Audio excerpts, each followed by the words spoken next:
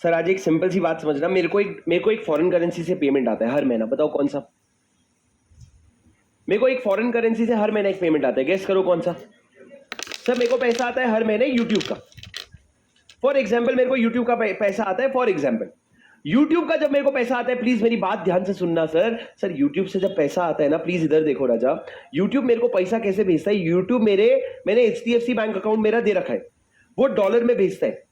Dollar में जब आता है तो HDFC उसको INR में कन्वर्ट करता है, जो भी एक्सचेंज रेट रहता है, और उस एक्सचेंज रेट पे INR में कन्वर्ट करके मेरे बैंक अकाउंट में वो पैसा शो हो जाता है।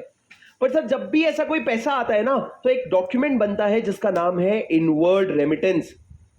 एक बहुत इंपॉर्टेंट डॉक्यूमेंट बनता है जो मैं जब गिल्ड कैपिटल नाम की कंपनी में काम करता था, तो वहां हर महीने फॉरेन से पैसा आते थे, तो मैं हर बार देखता था एक इनवर्ड रेमिटेंस आता है। इनवर्ड रेमिटेंस एक ऑफिशियल डॉक्यूमेंट है जिससे बताया जाता है कितना डॉलर आता है, क्या रेट में कन्वर्ट हुआ और क्या रुपीस आया।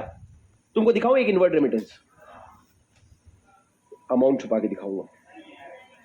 वही तो देखना है सर, हमको क्या अचार लेना है इनवर्ड रेमिटेंस से। हाँ जी बोलना राजा।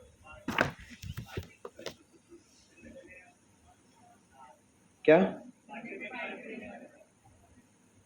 7 दिन में कभी भी बोला था मैंने?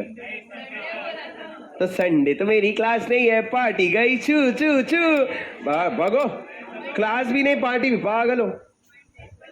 ना ना ना ना ना ना ना ना ना ना बिल्कुल भी नहीं, भूल जाओ अब तो।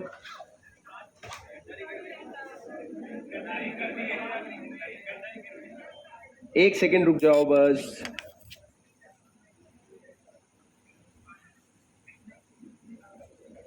सर ये देखो, जैसे ये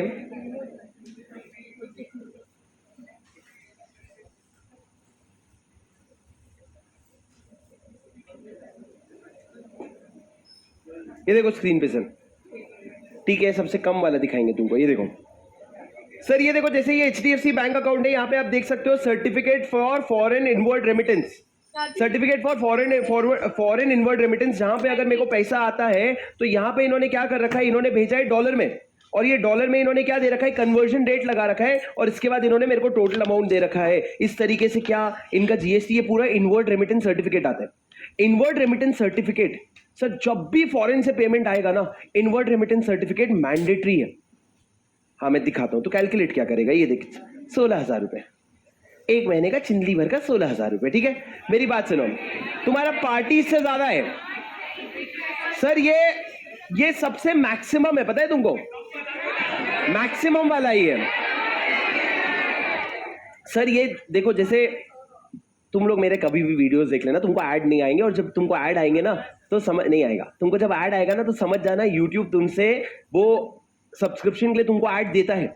आज कोई भी सब्सक्राइबर जिसका 1000 से कम है, तुम उसका भी वीडियो चलाओगे ना तो ऐड आएगा, पर वो ऐड वो नहीं रन कर रहे क्योंकि 1000 से कम में तुम मोनेटाइज ही नहीं कर सकते, वो ऐड यूट्यूब दिखाता है जब तक तुम वो जो 159 199 का प्रीमियम नहीं आ जाता। पर ऐड रन कोई भी फैकल्टी आज तक ऐड रन नहीं करता, क्योंकि इतना चिल्लर भर का पैसा देते हैं ना ये लोग, कि तुम्हारा ऑन सीजन है, अगर मतलब तुम्हारा बहुत ज्यादा व्यूज अगर आ रहे तब जाके 25,000 30,000 35,000 ऐसे पैसे आते हैं पूरे महीने भर का।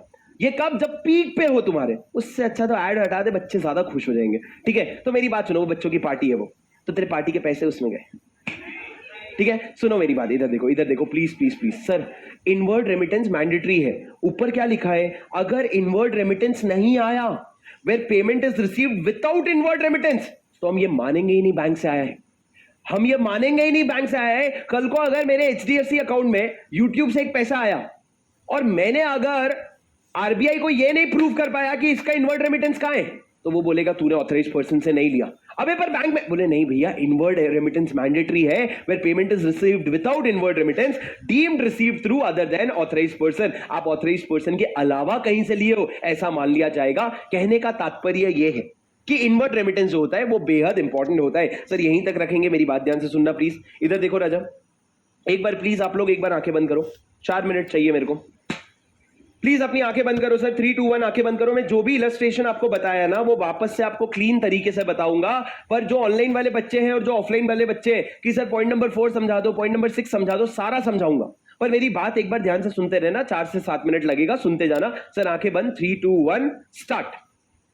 करेंट अकाउंट ट्रांजैक्शन और कैपिटल अकाउंट ट्रांजैक्शन क्या होता है, ये सबसे पहले हमने पढ़ा। कैपिटल अकाउंट ट्रांजैक्शन मतलब क्या होता है, any transaction which alters asset or liability including contingent liability outside India of a PRI और asset और liability, contingent liability नहीं, asset और liability in India of a PROI will be considered as a capital account transaction। और current account transaction क्या होता है sir, capital के अलावा हर transaction क्या होता है, current account transaction and without prejudice to the generality of the foregoing।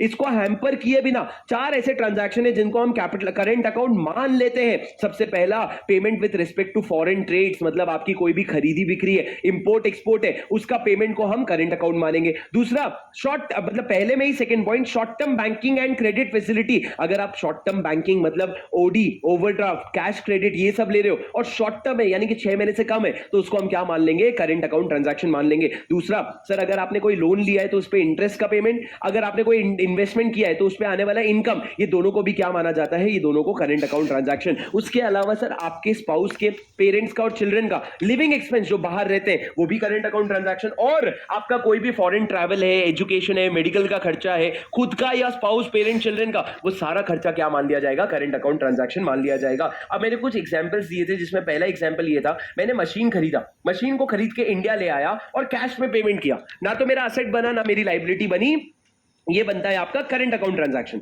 पर रजा, अगर मैंने मशीन खरीदा और उसका पेमेंट मैंने बोला 12 महीने बाद करूंगा, तो ये मेरा लायबिलिटी क्रिएट हो गया, इसलिए ये क्या बन जाएगा, कैपिटल अकाउंट ट्रांजैक्शन। पर वही अगर मैंने बोला पेमेंट 12 महीने नहीं 3 महीने बाद करूंगा, तो ये मेरा है तो लायबिलिटी, पर इसको फिर भी करंट अकाउंट माना जाएगा क्योंकि ये शॉर्ट टर्म क्रेडिट है। उसके बाद मैंने ये कहा कि अगर मैंने कोई लोन लिया है तो जब लोन लिया तो वो बन जाता है कैपिटल अकाउंट, पर जब लोन का इंटरेस्ट का पेमेंट कर रहा हूं तो वो क्या बन जाता है, current account transaction. Similarly sir आपके इन्वेस्टमेंट और उस पर आने वाले डिविडेंड का है। पर उसके बाद एक बात ध्यान से सुनना सर, अगर आपने, जैसे ऋषभ भैया वो इंडिया आए थे और इंडिया आने से उनका पैर छूने पे अगर उन्होंने मेरे को 1000, उन्होंने अगर मेरे को $100 दिए, तो मेरे पास अब $100 है जो मेरा असेट आउटसाइड इंडिया है, मतलब वो इंडियन असेट नहीं है, आउटसाइड इंडिया का असेट है। तो मेरा एक ऐसा असेट क्रिएट हो गया जो आउटसाइड इंडिया है, तो इसको कैपिटल अकाउंट ट्रांजैक्शन मानेंगे। पर अगर ऋषभ भैया मेरे को 1000 रुपए देते तो मेरा कोई असेट आउटसाइड इंडिया क्रिएट नहीं हुआ, तो इसको करंट अकाउंट ट्रांजैक्शन माना जाएगा। सर ये सारे एग्जांपल्स हमने लिए। फिर मैंने आपको फॉरेन करेंसी का डेफिनेशन समझाया, it means any currency other than Bapuji.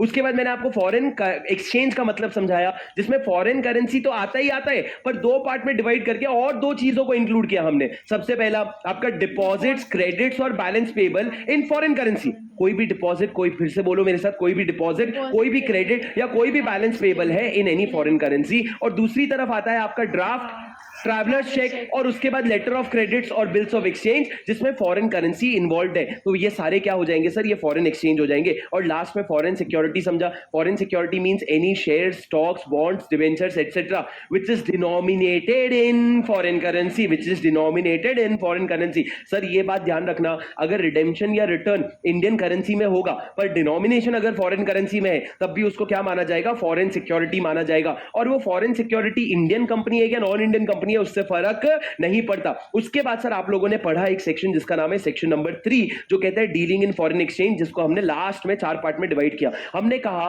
No person shall, 4 part में मैंने बोला, सबसे पहले हमने बोला you shall not deal in foreign exchange other than AP, मतलब अगर आपको डील करना है तो ऑथराइज्ड पर्सन के थ्रू डील कर लो। दूसरा, you shall not make any payment to the credit of a PROI, मतलब सर जो मैंने आपको ऋषभ भैया का एग्जांपल दिया था, उसके इंश्योरेंस का पेमेंट उनके पापा इंडिया से नहीं कर सकते। तीसरा sir, you can not receive any payment from PROI otherwise then through authorised person. ले रहे हो कोई पेमेंट ले लेना, लेकिन ऑथराइज्ड पर्सन के थ्रू लेना। और इनवर्ड रेमिटेंस आना जरूरी है, अगर इनवर्ड रेमिटेंस नहीं आया तो ये माना जाएगा payment receive from other than authorised person. और लास्ट में sir, you will not enter into financial transaction in India for consideration of acquisition of property outside India. India के बाहर कोई प्रॉपर्टी खरीदने के लिए आप उसके कंसिडरेशन में कोई ट्रांजैक्शन इंडिया में एंटर नहीं करोगे, जो हवाला ट्रांजैक्शन की बात करता है। ये चारों चीजें हमने रोकी है, कहीं पे हमने एक्सेप्शन दिया है, कहीं पे हमने एक्सेप्शन नहीं दिया है। और लास्ट में आपने ऑथराइज्ड पर्सन का डेफिनेशन समझा। ऑथराइज्ड पर्सन में 4 लोग आते हैं, authorised dealer, money changer, offshore banking unit और any other person authorised under section 10। एक बार अब तुम फिर से बोलो, authorised banker, authorised dealer, money changer, offshore banking unit और any other person authorised under section 10। That's it. यही था सर आज की क्लास में, हमने इतना ही पढ़ा। 4 से 5 मिनट में रिवाइज हो गया राजा। तुमको जो लग रहा है पहली चीजें स्ट्रेच होती है, it is very normal, but जब आप उसको समराइज करो तो आपके लिए बहुत ईजी हो जाएगा। मेरी आपसे एक रिक्वेस्ट है, क्वेश्चंस तो आप करोगे, डीपीक्यू तो आप करोगे, पर सर रैपिड रिवीजन का हमने अभी जितना पढ़ा है ना, ये शुरू का 45 मिनट है, और रैपिड रिवीजन आपका सुन लो, हेलो सर, फेमा का रैपिड रिवीजन वैसा बना ही नहीं है जैसे बाकी चैप्टर्स का है। फेमा का रैपिड रिवीजन जो है ये बना है विद इंटेंट कि तुम इसको 4 महीने बाद ये सारी चीजें भूल जाओगे, तो बहुत चीजें आपको डिटेल में एक्सप्लेन की गई है। तो आपको रैपिड रिवीजन अपने आप में जो आपने 5 मिनट आज का और कल का 5 मिनट, मतलब टोटल 10 मिनट में जो आप रिवाइज कर सकते हो, रैपिड रिवीजन 40-45 मिनट लेगा, but it is worth it. Sir कल बस 1 घंटा मेरे लॉ को, बस 1 घंटा जिसमें आपने वो रैपिड रिवीजन देख के आना है और कुछ भी नहीं करना है और फेयर नोट्स बना लेना है। सर परसों आप लोग क्लास में अपना फेयर नोट्स लेके आओगे, परसों आप लोगों का फेयर नोट सैंपल बेसिस पे चेक किया जाएगा, और जो नहीं लिख के आएगा भैया, एक तो जीवन भर के लिए एक्सेस ब्लॉक, मेरे टेलीग्राम से भी ब्लॉक, हर जगह से ब्लॉक, मैं फिर हेल्प नहीं करने वाला, पर आप लोगों का परसों आप लोगों ने फेयर नोट्स लेकर के आना है, भूलना नहीं। सर आज का डीपीक्यू क्या लोगे, क्या बोल रहे हो? डीपीक्यू दे रहा हूं ना, स्क्रिबल सेम है, हाँ, तो फिर भी लिख लो फेयर नोट्स को अच्छे से, दोबारा याद हो जाएगी चीजें, रट रट के लिख लो, रट रट के यानी कि याद करके लिख लो फेयर नोट्स आप एक तरीके से। मैं फेयर नोट्स दिखा रहा हूं, इसका मतलब ये नहीं कि भैया तुम अपनी मेहनत कम कर दो, मैं एक्स्ट्रा मेहनत कर रहा हूं ताकि तुमको डबल फायदा मिले, ऐसा नहीं कि तुम अपनी मेहनत कम करके उसको एवरेज आउट कर दो। सर फेमा का क्वेश्चन बैंक में होमवर्क लिखो प्लीज।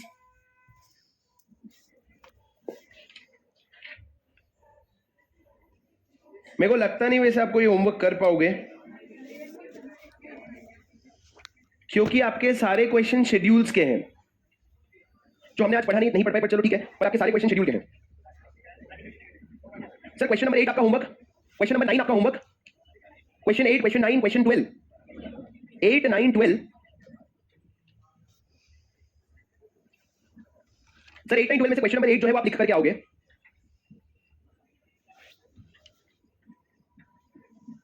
और क्वेश्चन नंबर 28, 8, 9, 12, 28, ये क्वेश्चन आपका होमवर्क लिख के कौन सा आओगे? आज क्वेश्चन नंबर 8 लिख के आओगे, कल क्वेश्चन नंबर 28 लिखोगे। आज का डीपीक्यू हमारा 7 दिन का स्ट्रीक चल रहा है, आज का क्वेश्चन नंबर 8 और कल का क्वेश्चन नंबर 28 था ना, लास्ट वाला question number 28। That's it guys, please अच्छे से पढ़ के आना। Happy Sunday, I will see you all on Monday, take care, until then this is your C Shubham Singhal, bye bye बच्चों, bye bye guys, have a great day.